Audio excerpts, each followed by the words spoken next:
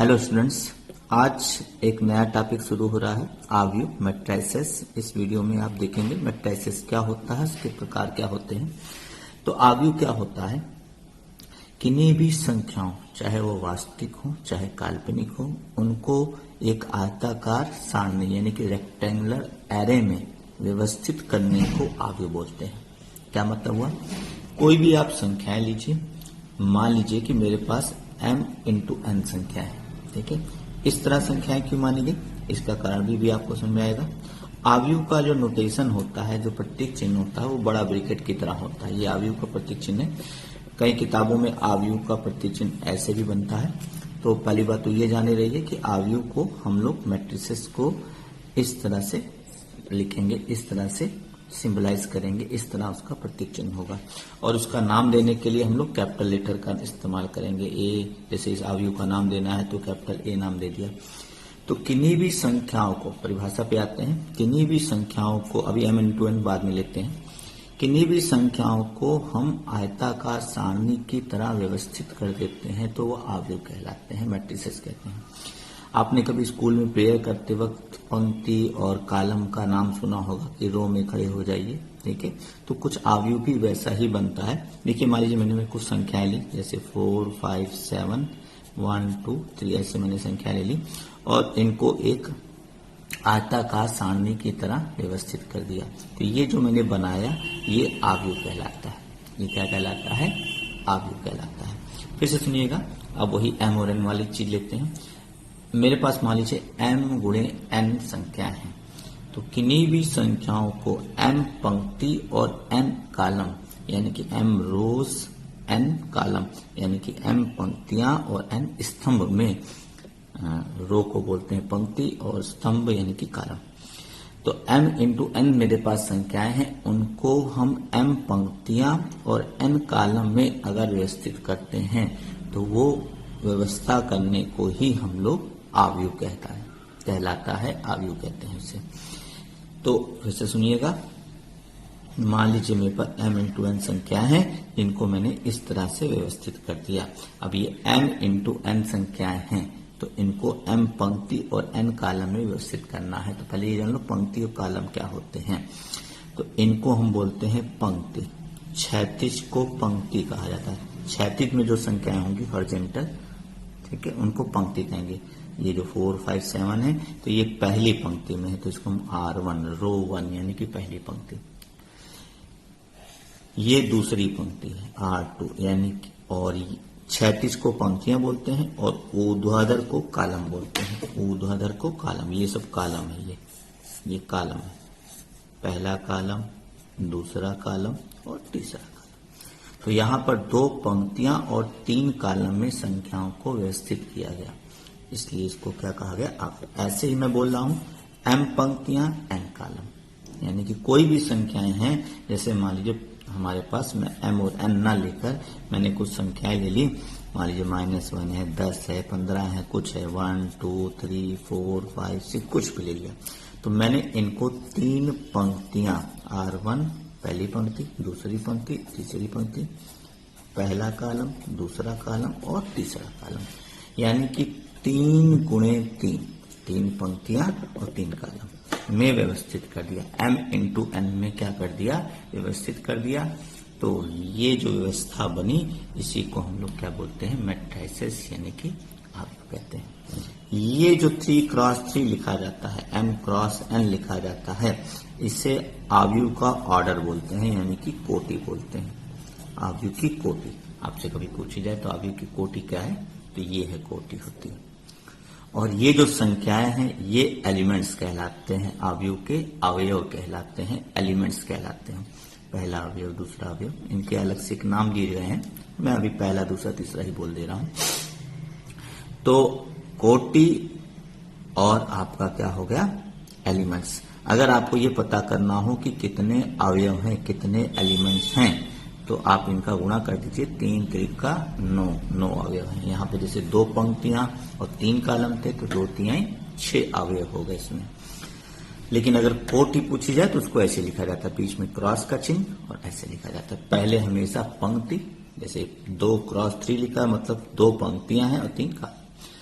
2 रो है और 3 क्या है, उसके स्तंभ है, कॉलम है, ये ध्यान रखना है। तो ये सारे अवयव कहलाएंगे। अब ये तो बात हो गई कि अवयव क्या होते हैं, अवयव के अवयव क्या होते हैं। अब हम बात करते हैं अवयव में कि व्यापक अवयव क्या होता है, यानी कि इन अवयवों को हम लोग एक सिंबल, एक प्रतीक चिन्ह से प्रदर्शित करेंगे जिसको जनरल एलिमेंट कहेंगे। जनरल एलिमेंट, और उसको कोई भी फॉर्मूला प्रूव करना हो, कभी भी कोई अवयव सपोज करना हो तो उसके लिए हम लोग उसी तरह करते हैं। अवयव का नेमिंग हम लोग प्राय कैपिटल लेटर से देंगे, मैंने पहले ही बता दिया। और उसके व्यापक अवयव को हम लोग AIJ से व्यक्त करेंगे। AIJ, आई रिप्रेजेंट करेगा, प्रदर्शित करेगा पंक्ति, और J कॉलम, और इसका ऑर्डर क्या है, M क्रॉस N मान लेते हैं, यानी कि इसमें M पंक्तियां और N क्या है, कॉलम। क्या मतलब हुआ इसका AIJ? देखिए मतलब जैसे पहला अवयव आपको लिखना है तो पहला अवयव पहली पंक्ति और पहले कॉलम में आएगा, तो ये लिखा जाएगा A1, फिर A1 2, A1 3, यानी कि ये पहली पंक्ति के अवयव लिखे जा रहे हैं और इनका कॉलम बदल रहा है। पहली पंक्ति पहला कॉलम है, पहली पंक्ति दूसरा कॉलम, यानी कि पूरे अवयव की जितनी पंक्तियां और कॉलम होते हैं उन सभी अवयवों को हम इसके व्यापक पदों के यानी कि AIJ के पदों में लिख सकते हैं, इसलिए ही इसे व्यापक अवयव कहा जाता है। जैसे दूसरी पंक्ति में कोई चीज होगी तो फिर से लिखेंगे A21, दूसरी पंक्ति पहला कॉलम, दूसरी पंक्ति दूसरा कॉलम, ऐसे एंड सो ऑन। कम समझ में आया हो तो देखिए मैं एक उदाहरण लेता हूँ। मान लीजिए आपसे ये है, मैंने एक ऐसे एक अवयव बना दिया, बहुत सारे अवयव लिख लीजिए, चलिए कहीं कहीं माइनस लगा दीजिए, भिन्न में भी लिख सकते हैं, ये संख्याएं वास्तविक काल्पनिक, ये अवयव है, हो गया। आपसे पूछा जाए कि ये 2 जो है किस पंक्ति किस कॉलम में है, यानी कि इसको व्यापक अवयवों के पदों में लिखिए, तो हम लोग जाएंगे, देखिए ये पहली पंक्ति, ये दूसरी पंक्ति, तो ये दूसरी पंक्ति में पहला कॉलम दूसरा कॉलम, यानी कि ये दूसरी पंक्ति और दूसरे कॉलम में है, तो इसको लिखेंगे A22। जैसे फिर से ये -6 के बारे में पूछा जाए तो किस पंक्ति में है, देखिए पहली, दूसरी और तीसरी पंक्ति में है, तो इसको लिखेंगे A3। तीसरी पंक्ति में कॉलम कौन सा है, 1 2 3, कॉलम भी 3 है, A33 -6। अब जैसे अगर घुमा के क्वेश्चन पूछा जाए, आपसे पूछा जाए बताइए A42 क्या है, यानी कि चौथी पंक्ति और दूसरे कॉलम में कौन सा अवयव, तो चौथी पंक्ति 1 2 3 4, ये चौथी पंक्ति है और इसका दूसरा कॉलम कौन है, पहला दूसरा, तो चौथी पंक्ति में दूसरा अवयव यानी कि दूसरे कॉलम में कौन है, तो ये है 8। तो चौथी पंक्ति में 1 2 3, चौथी रो में ये आपका दूसरा अवयव, देखिए दूसरे कॉलम में स्थित अवयव कौन सा ये। तो कभी कभी एक नंबर में पूछ लेता है, ऐसे अवयव दे देगा, पूछ लेगा आपसे कि A4 या A23 बताइए क्या है, यानी कि दूसरी पंक्ति का तीसरा अवयव, यानी कि तीसरे कॉलम का अवयव। तो दूसरी पंक्ति यह है, तीसरा अवयव कौन है, 3 ही है इत्तेफाक से, दूसरी पंक्ति तीसरे कॉलम का अवयव। तो आई होप इस क्वेश्चन में आ गया होगा आपको। तो ये व्यापक अवयव होता है, जनरल एलिमेंट होता है, जिसको हम लिखते हैं इससे। इस पर आधारित क्वेश्चन भी बनते हैं, कुछ क्वेश्चन कैसे किस टाइप के बनते हैं वो मैं आपको बता दूं कि जनरल अवयव पर आधारित क्वेश्चन किस टाइप के बनते हैं, तो ध्यान से सुनिएगा, कोई बहुत बड़ी चीज नहीं है। जैसे जनरल अवयव पर आधारित क्वेश्चन और आपके जो भी चीजें मैंने अभी बताई उन पर आधारित क्वेश्चन कैसे बनते हैं। जैसे एनसीईआरटी का एक क्वेश्चन है, आपसे पूछ लिया उसने कि एक अवयव में, एक कोई अवयव है, मैट्रिक्स है, ठीक है, मैट्रिक्स का प्लूरल फॉर्म बहुवचन मैट्रिसेस होता है, तो एक अवयव है, सिंगल अवयव है जिसमें 12 अवयव है। कितने अवयव हैं, 12 अवयव। अब आपसे पूछ लिया कि इस अवयव के ऑर्डर यानी कि कोटियां लिखिए, सभी संभव कोटियां लिखिए, यानी कि किस कोटि के, किस ऑर्डर के अवयव में 12 अवयव होंगे।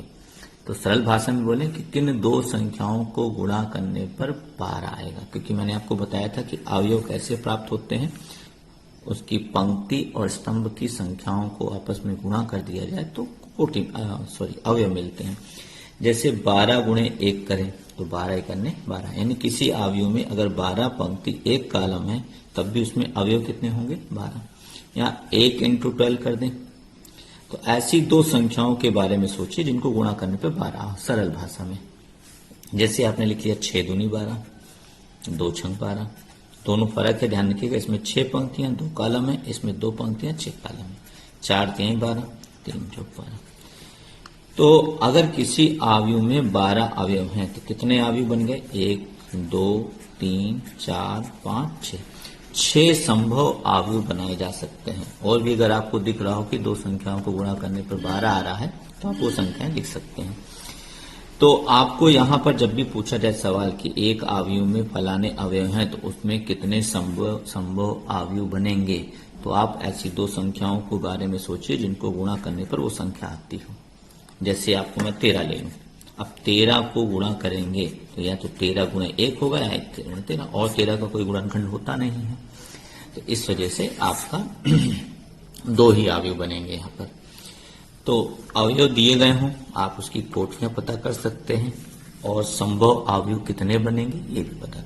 ये कोटियां हैं उनकी और ये संभव कुल मिलाकर अवयव की संख्या। तो 2 प्रकार से सवाल पूछ सकता है, कोटियां कौन कौन सी होंगी या कितने संभव अवयव बनेंगे। ये होता है। अब जनरल अवयव के टर्म में, व्यापक अवयव के पद में क्या क्वेश्चन पूछा जा सकता है ये देखिएगा। जैसे मैं आपको दे दूं, एक अवयव दे दूं AIJ, ये अवयव है M क्रॉस N ऑर्डर का। अब कह रहा है एक अवयव का, इसी व्यापक अवयव की मदद से आप एक अवयव का निर्माण कीजिए जो 4 क्रॉस 3 का हो। 4 क्रॉस 3 मतलब उसमें 4 पंक्तियां हो और 3 कॉलम, यानी कि M का मान 4 और N का मान 3।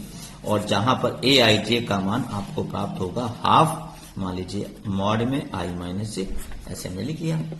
अब आपको एक अवयव बनाना है 4 क्रॉस 3 का जिसके व्यापक अवयव का मान यहां दिया गया है।